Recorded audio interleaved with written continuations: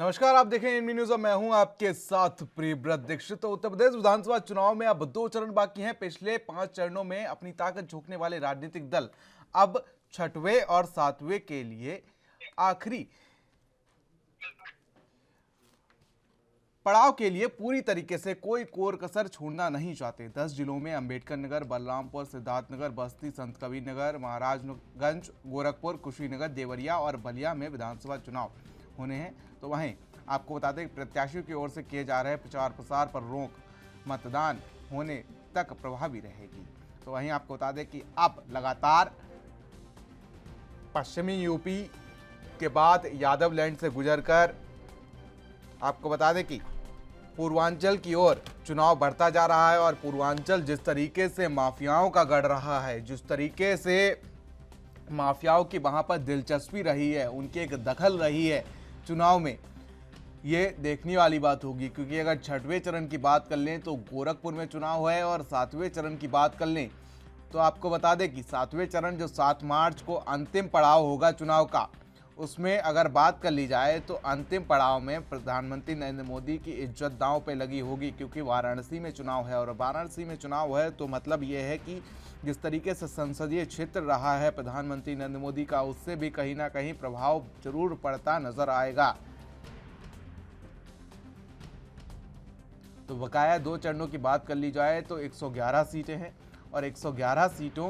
में अब देखने वाली बात होगी कि आखिर ये 111 सीटें किस भूमिका में आती हैं। क्या ये निर्णायक भूमिका निभाती हैं या सरकार पहले से ही बन चुकी है, कोई इनको बोनस के तौर पर लेता हुआ नजर आएगा।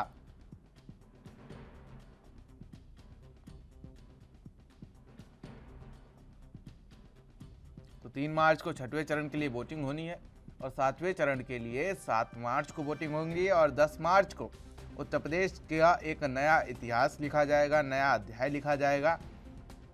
कि क्या बीजेपी रिपीट होती है, क्योंकि उत्तर प्रदेश में अभी तक कोई भी सरकार रिपीट नहीं कर पाई है, और क्या बीजेपी रिपीट करेगी और क्या या समाजवादी पार्टी फिर से आ जाएगी।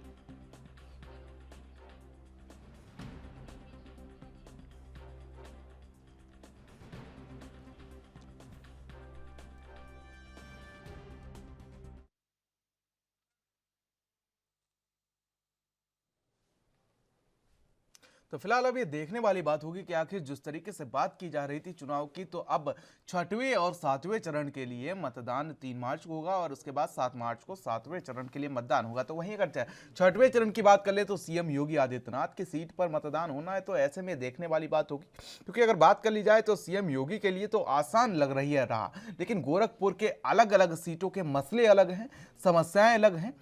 सीएम योगी का संसदीय क्षेत्र रहा है लेकिन वहां की समस्याएं अभी भी लोगों को वहां से निजात नहीं दिला पाई हैं। तो वहीं अगर सातवें चरण की बात कर लें तो जिस तरीके से वाराणसी में चुनाव है तो वहां पर प्रधानमंत्री नरेंद्र मोदी की इज्जत दांव पर लगी है, ये भी देखने वाली बात होगी। क्योंकि इस समय सूरमाओं का गढ़ जो है वो लगा हुआ है पश्चिमी यूपी की ओर, पूर्वी यूपी की ओर। चलिए फिलहाल आज इसी पर चर्चा करेंगे और हमारे साथ हमारे संवाददाता जितेंद्र लखनऊ से मौजूद है हमारे साथ, और राहुल आनंद हमारे साथ बीजेपी से मौजूद है। जितेंद्र, आपके पास सबसे पहले आना चाहूँगा और आपसे समझना चाहूँगा कि जिस तरीके से अब पश्चिमी यूपी से पूर्वी यूपी में चुनाव का गढ़, चुनाव का जो कुनबा है वो पहुंच चुका है, तो ऐसे में क्या कुछ समीकरण बनते नजर आ रहे हैं?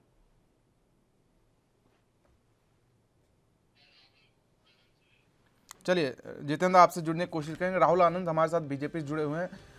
राहुल आनंद जी, 292 सीटों पर तो फिलहाल मतदान हो चुका है,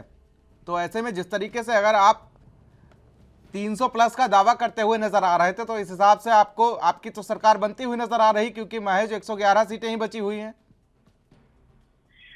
देखिए, धारा होती विकराल जब जब मुसीबत का समय आता, किसी रूप में कोई महामानव चला आता, और जो उत्तर प्रदेश की जो दशा और दिशा है, जिसको उन्नत प्रदेश बनाने का संकल्प भारतीय जनता पार्टी ने लिया था और हम उसके बहुत करीब हैं। अभी थोड़ी देर पहले आप एक बात कह रहे थे जिसमें आपने कहा था कि उत्तर प्रदेश के इतिहास में कोई भी ऐसी सरकार नहीं है जो दूसरी बार रिपीट कर चुकी है, लेकिन जो किसी में नहीं होगा वो भारतीय जनता पार्टी करेगी। और जो जो किसी चीज को छूने से डरते थे उसको भारतीय जनता पार्टी ने किया। तो फर्क बड़ा ही साफ और स्पष्ट है कि जनता का जो जनादेश है वो उस पार्टी के साथ है जो लोगों के हित की बात करती है, जो लोगों के विकास की बात करती है, जो गुंडों को जेल में रखती है और पुलिस को, खास करके पुलिस को खुला झूठ है कि अपराधी को कैसे रोकना है ये आप बेहतर समझते हैं क्योंकि आपके पास हथियार हैं। और लेकिन राहुल आनंद जी, जो 292 का गणित है वो आपका कितना सही है? अगर 292 की बात की जाए तो अगर आप यहाँ पर नहीं जीतते दिख रहे हैं तो क्या 111 सीटों पर आपकी अब नजर होगी? देखिए, निश्चय ही मैं आपको एक चीज के लिए विश्वास दिलाना चाहूंगा कि जितने भी राजनीतिक पार्टियां होती हैं वो स्वयं को विजय प्राप्त करते दिखाती हैं, लेकिन जहां तक उत्तर प्रदेश की बात है तो मैं एक पार्टी का प्रवक्ता होने के नाते मैं आपसे बस इतना ही कहूंगा कि सरकार भारतीय जनता पार्टी बनाएगी और हार जीत का जो फैसला है वो जनता के, बिल्कुल जनता के हाथों में है। राहुल आनंद जी, लौटेंगे आपके पास। जितेंद्र हमारे संवाददाता लखनऊ से हमारे साथ बने हुए हैं। जितेंद्र, आज महाशिवरात्रि का पर्व है और 7 मार्च को वाराणसी में चुनाव होने हैं। सुरमाओं ने ताकत झोंक दी है, तो ऐसे में क्या कुछ समीकरण बनते नजर आ रहे हैं? वाराणसी भगवान भोलेनाथ की नगरी है, काशी विश्वनाथ कहा जाता है, तो ऐसे में भोलेनाथ किस पर इस बार मेहरबान होंगे? तो भोलेनाथ किस पे मेहरबान होंगे ये तो फिलहाल 10 मार्च को तय होगा, लेकिन उससे पहले भारतीय जनता पार्टी की अगर बात की जाए तो प्रधानमंत्री नरेंद्र मोदी का गढ़ भी है वहां पर, और कहीं ना कहीं जिस तरह से भारतीय जनता पार्टी में बनारस में काम किया है तो जाहिर सी बात है कि लग तो विषाद यही रहा है कि शायद भारतीय जनता पार्टी के कहीं ना कहीं विशाल जो है वो कहीं मजबूत हो। लेकिन एक बात ये जरूर कहा जा सकता है देवव्रत कि जिस तरह से वहां पर कॉरिडोर बना है, भगवान शिव का मंदिर वहां पर बना है, उससे कहीं ना कहीं देश की जनता तो खुश है और कहीं ना कहीं जो उत्तर प्रदेश के लोग वो खुश है, लेकिन वहां के जो स्थानीय लोग हैं वो थोड़े से जरूर नाराज नजर आएंगे, क्योंकि जिस तरह से वादे किए गए थे कि कॉरिडोर बना दिया जाएगा और आपको वहां दुकानें दी जाएगी, वहां जिनको वहां पर मकान लिए गए, जिनसे दुकानें ली गए, क्योंकि पुश्तैनी या कहे कि पुश्तों से वहां काम करते नजर आए थे दुकानदार और उनको कह रहे हैं कि हम वहीं बसे थे, लेकिन उसके बावजूद उनको जो कॉरिडोर बनाया गया है वहां पर उनको दुकानें नहीं दी गई, उनके जिनके घर लिए गए थे उनको रहने की व्यवस्था क्या कहते हैं खाली कहते हैं, वो थोड़ा सा वहां क्षेत्र के लोग नाराज जरूर आए। उत्तर बनारस की जनता वो थोड़ा सा एक माइनस पॉइंट जरूर हो सकता है, लेकिन जिस तरह से भारतीय जनता पार्टी बनारस में काम किया है तो फिलहाल साफ तौर पे कोई निश्चय करने वाले नहीं होते, वो तो आम जनता तय करेगी, क्योंकि अभी 6वें और 7वें फेज का चुनाव बचा हुआ है और कहीं ना कहीं उस चुनाव को देखते हुए बनारस के जो लोग हैं और वो साथ ही साथ वहां भगवान शिव है वो किस पर कृपा बरसाते हैं तो 10 मार्च को ही तय हो पाएगा। लेकिन जितेंद्र, एक चीज और मैं आपसे समझना चाहूंगा, क्योंकि जिस तरीके से आपने यूपी के कई चुनावों को समझा है, परखा है, देखा है और कवरेज की है, आपसे एक चीज और समझना चाहूंगा कि जिस तरीके से पश्चिमी यूपी की बात कर ले तो यहाँ पर जाटों का बोलबाला रहा है, अगर मध्य यूपी की बात कर ले तो यहाँ पर यादवों का बोलबाला रहा है, और अगर हम पूर्वी यूपी की ओर निकल चलते हैं तो वहाँ पर अगर बात कर ले तो बाहुबलियों का गढ़ कहा जाता है। मुख्तार अंसारी की बात कर लें, राजा भैया की बात कर लें, या हम अगर बात कर लें अतीक अहमद की, हालांकि अतीक अहमद इस बार चुनाव तो नहीं लड़ रहे हैं, उनकी बेगम साहिबा चुनाव लड़ रही हैं, और मुख्तार अंसारी के बेटे इस बार अब्बास अंसारी सुभाषपा की टिकट पर चुनाव मैदान में है। तो ऐसे में बाहुबलियों का जो गढ़ है इस बार, देखिए कई बाहुबली तो जेल में है, आजम खान की बात कर लें या मुख्तार अंसारी की बात कर लें या अतीक अहमद की बात कर लें, इनकी कमी जरूर खलेगी, लेकिन कितना प्रभाव इनका रहेगा पूर्वांचल के चुनाव पर? बाहुबली जो जेल से बाहर थे वो कहीं ना कहीं अपनी कहा जा सकता है दबंगई के बल पे या अपने उसके बल पर चुनाव जीत लेते थे, लेकिन इस बार उत्तर प्रदेश सरकार आने के बाद जिस तरह से बड़े बड़े बाहुबली अंदर हो गए और जो वो अपनी जेल की हवा कर रहे हैं, तो जाहिर सी बात है कि कुछ तो यूं ही दबे हुए हैं। तो वहीं दूसरी तरफ बात की जाए कि राजा भैया की बात की जाए, अतीक अहमद की बात की जाए, आजम खान की बात की जाए, तो फिलहाल आजम खान जो रहे क्योंकि बेटी प्रचार कर रही है, अब्दुल्ला का आजम के बेटे प्रचार कर रहे हैं, तो वहीं मुख्तार अंसारी की बात है, मुख्तार अंसारी, लेकिन ये जो कहा जाता है कि जिस तरह से जेल में तो जरूर है कुछ बाहुबली, लेकिन उनका दबदबा ये कहा जा रहा है कि वो थोड़ा सा बना रह सकता है। लेकिन जिस तरह से उत्तर प्रदेश के मुख्यमंत्री योगी आदित्यनाथ ने सरकार ने काम किया है और माफियाओं पे शिकंजा कसने का काम किया है, बदमाशों पे शिकंजा कसने का काम किया, वो एक plus point Bharatiya Janata party के लिए है। और जिस तरह से इनकी जो अवैध संपत्तियां थी उनको जब्त किया, उत्तर प्रदेश की जनता उस काम को सराहने का काम कर रही है। और साफ तौर पे कहा जा सकता है कि भारतीय जनता पार्टी के एक सरकार बनने का एक ये भी वजह हो सकती है, क्योंकि कानून व्यवस्था एक बड़ा मुद्दा था, भारतीय जनता पार्टी लेकर आई थी और कानून व्यवस्था में खरे उतरे भी उत्तर प्रदेश की सरकार, उत्तर प्रदेश के मुख्यमंत्री योगी आदित्यनाथ खरे उतरे और अवैध संपत्तियां जब्त करने का काम किया गया, बदमाशों को जेल में भेजने का काम किया। तो ब्रेक के बाद आप सभी का स्वागत है। जिस तरीके से यूपी में विधानसभा चुनाव 5वें चरण तक समाप्त हो चुका है, अगर कहें तो 5 अध्याय समाप्त हो चुके हैं और 6वें और 7वें चरण का मतदान अभी बाकी है। 3 मार्च को 6वें चरण का मतदान है, तो 7 मार्च को 7वें चरण का मतदान है। राहुल आनंद हमारे साथ बीजेपी से मौजूद है। राहुल आनंद जी, आपकी एक चीज़ की मैं बड़े कायल हूँ, आप आंकड़ों बहुत बात करते हैं, तो अगर बात की जाए तो ये जो 292 का आंकड़ा है, इसमें आप अपना आंकड़ा क्या समझते हैं? देखिए, अगर एक राजनीतिक पार्टी के हिसाब से अगर मैं अनुमान लगाऊंगा तो मैं तो कहूंगा कि वो सारी हमारी झोली की है, लेकिन जो मतदान बचे हैं, जिन सीटों का मतदान बचे हैं, उन सीटों का परिणाम आ जाने दिया जाए। उसके बाद निश्चय ही 10 तारीख को हम फिर एक बार बैठेंगे और उसमें चर्चा होगी कि नहीं ये 292 का गणित भी समझना काफी अहम हो जाता है, क्योंकि उसी हिसाब से फिर आगे की रणनीति बनाई जाती है कि हाँ भाई बकाया चरणों में कितनी क्या ताकत झोंकनी है। और अगर लग जाता है कि हाँ 292 सीटों में हम अच्छे खासे खेल गए, तो भैया धीरे धीरे से सब कुछ चलने दो, हम तो सरकार बना ही रहे हैं। लेकिन जिस तरीके से बीजेपी लगी हुई है, तो मुझे नहीं लग रहा कि जिस तरीके से पूर्वी उत्तर प्रदेश में पूरी तरीके से ताकत झोंक रही है, मुझे नहीं लग रहा है कि अच्छा खासा खेल पाए होंगे आप। देखिए, थोड़ी देर पहले आपने अपने संवाददाता की अगर बातों को सुना होगा तो उसमें उन्होंने बीजेपी के द्वारा किए गए कार्यों का वर्णन कर रहे थे। वो पूर्वांचल की बात कर रहे थे, लेकिन अगर पूर्वांचल में अगर इतने ही ज्यादा आपने काम भी किए होते तो आज ये ताकत नहीं झोंकनी पड़ती, क्योंकि आपके राष्ट्र लेवल के सभी नेता वहां पर झुके हुए हैं। देखिए, काम का देखिए सबसे बड़ी बात क्या है कि जितनी भी काम भारतीय जनता पार्टी के द्वारा किए गए हैं, उन कामों का अगर हम वर्णन करते हैं तो जो उत्तर प्रदेश के अंदर आज जो भी परिस्थिति और परिवेश जो देखने को आपको नजर आता है, वो उत्तर प्रदेश में भारतीय जनता पार्टी की ही देन है। और ये देन किसके माध्यम से मिला? ये जनता के आशीर्वाद से मिला। आज जो 5 साल का जो रोड मैप तैयार करके रखते हैं सामने, आप और भी सरकारों को उठा लीजिए जो गैर भाजपा शासित प्रदेश है, वहां का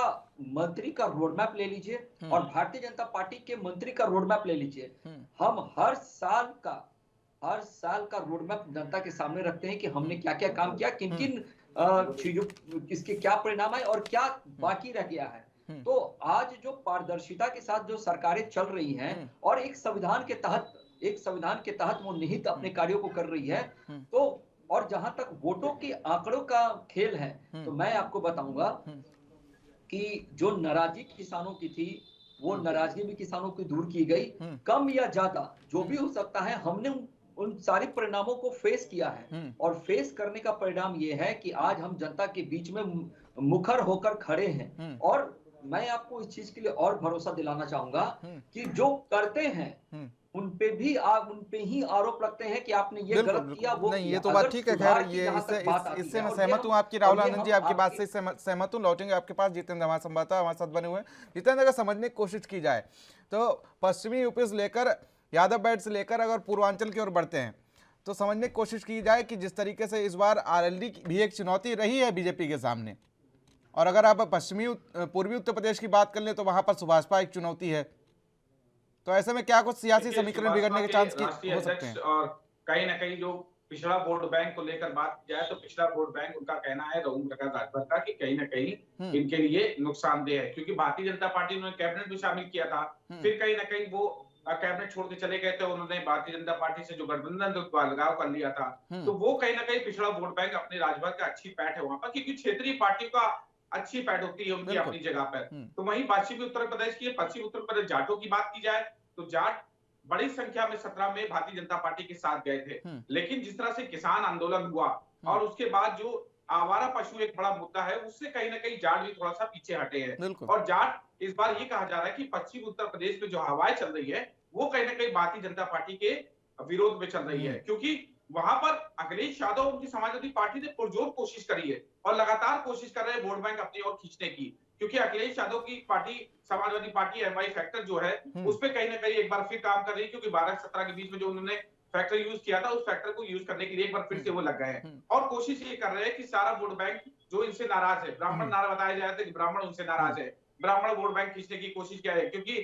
जिस तरह से ब्राह्मणों को उतारा समाजवादी पार्टी ने, बहुजन समाज पार्टी ने ब्राह्मणों की नाराजगी कहीं ना कहीं जो भारतीय जनता पार्टी से बताया जा रहा है कि नाराज है, उनको अपनी ओर खींचने की कोशिश की गई। तो वहीं जाटों को उनपे आरएलडी के साथ गठबंधन करके समाजवादी पार्टी ने अपनी ओर आकर्षित करने की कोशिश किया है। जयंत चौधरी खुद उतरे हैं और कहीं ना कहीं जाटों का वोट बैंक अपनी ओर खींचने की कोशिश कर रहे हैं। तो वो जरूर माना जा सकता है, लेकिन ये कहा जा सकता है कि भारतीय जनता पार्टी की इस बार की जो चुनौती है वो कहीं ना कहीं आसान राह नजर नहीं आ रही है। समाजवादी पार्टी हो, चाहे कांग्रेस हो, चाहे बहुजन समाज पार्टी हो, सब में कहीं ना कहीं थोड़ी सी भिड़ंत जरूर नजर आ रही है। लेकिन इस बार ये कहा जा रहा है कि दलित वोट बैंक जो है वो कहीं ना कहीं बसपा सुप्रीमो मायावती का वोट मायावती की ओर जा सकता है, क्योंकि वो साइलेंट वोटर होते हैं मायावती के। बहुजन समाज पार्टी के जो वोटर होते हैं वो साइलेंट होते हैं, वो कहीं ना कहीं इस बार कोई बदलाव ला सकते हैं, वो खेल कर सकते हैं। क्योंकि कहा जा रहा है कि दलित वोट बैंक जिस तरफ जाएगा या मुस्लिम वोट बैंक उधर जाएगा तो सत्ता शायद परिवर्तन हो सकती है। तो लेकिन जितन जिस तरीके से आप बातचीत कर रहे थे, जितन जिस तरीके से आप बात कर रहे थे कि मुस्लिम वोट बैंक की, तो मैं जिक्र यहाँ पर करना चाहूंगा कि ये जो सीटें हैं पश्चिमी उत्तर प्रदेश में पड़ती हैं, चाहे हम रामपुर की बात कर लें, मुरादाबाद की बात कर लें, संभल, बिजनौर और ये अमरोहा की बात कर लें, हाँ यहाँ तक कि हापुड़ तक की सीटों की बात कर ले, तो यहाँ पर कहीं ना कहीं आजम खान का दखल रहा है। भाई उनकी जो छवि है, जब सपा सरकार थी तो उनकी जो छवि थी सरकार में या जो प्रदेश में छवि थी उससे हम सभी वाकिफ हैं, और शायद यही वजह है कि उनका पूरा वर्चस्व रहा है वहाँ पर, क्योंकि उनकी बेगम साहिबा भी वहाँ से विधायक हैं, ठीक है, वो सांसद हैं, उनके बेटे भी अब्दुल्ला आजम भी पार्टी का दखल रहा है और आजम खान भी उसमें दखल दिए, उनका परिवार दखल रहा है। तो जाहिर सी बात है कि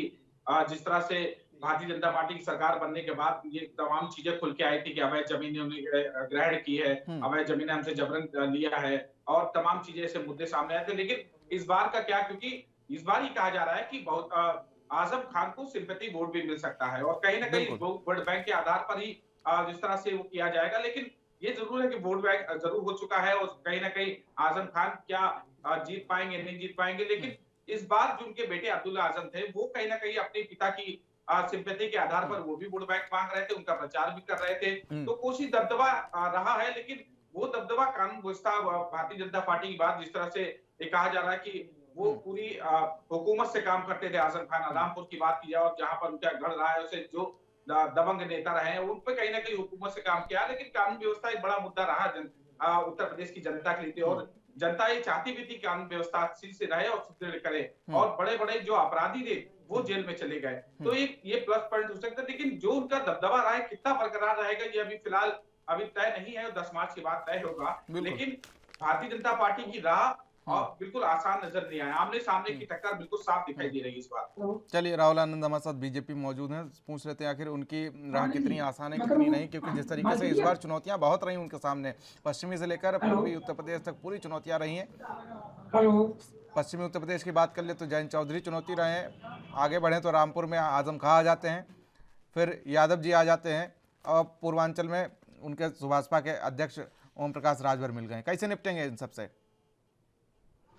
देखिए, उत्तर प्रदेश की जो सबसे अहम चुनौती थी वो थी आपको कानून व्यवस्था को लेकर। राहुल आनंद जी, समय कम है, थोड़ा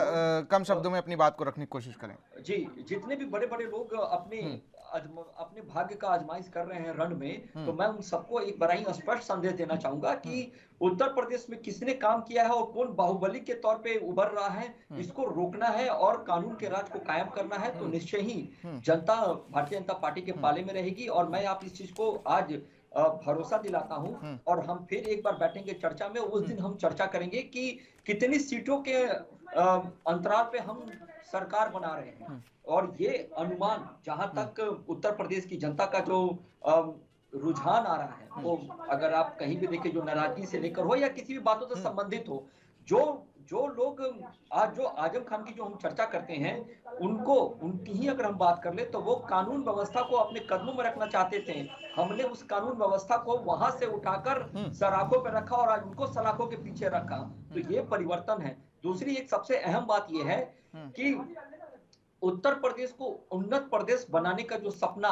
और जो उपयोगी की जो सरकार है, जो डबल इंजन की जो सरकार है, वो किस प्रकार से फलफुलित होगी, ये आने वाला वक्त बताएगा। और तीसरी बात अगर मैं करूं इसके ऊपर, तो मैं आपको बस इतना ही भरोसा दिलाना चाहूंगा कि मोदी है तो मुमकिन है। चलिए, मोदी है तो मुमकिन है, फिलहाल देखने वाली बात होगी। जितेंद्र, एक 10 सेकंड का फाइनल कमेंट आपसे ले लेता हूं कि आखिर जो अगर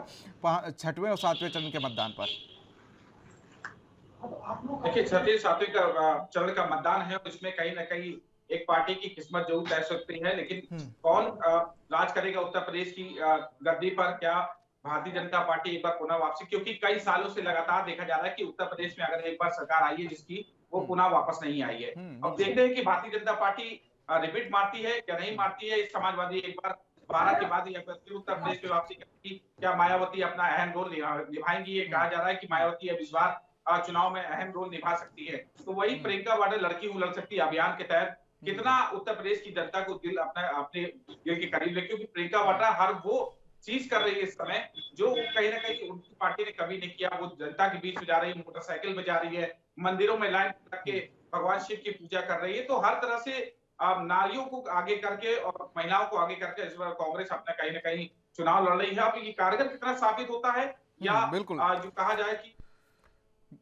चलिए जितेंद्र, आपका बहुत बहुत शुक्रिया हमारे साथ जुड़ने के लिए। लखनऊ से हमारे साथ जितेंद्र जुड़े हुए थे, हमारे संवाददाता, और राहुल आनंद हमारे साथ बीजेपी जुड़े थे। आप दोनों का बहुत बहुत शुक्रिया। लेकिन जिस तरीके से 6वें और 7वें चरण का मतदान अभी भी बाकी है, और अगर इन दोनों चरणों की बात कर ले तो यहाँ पर बाहुबलियों का दखल रहा है। बाहुबलियों में अगर नाम गिना दे आपको तो मुख्तार अंसारी,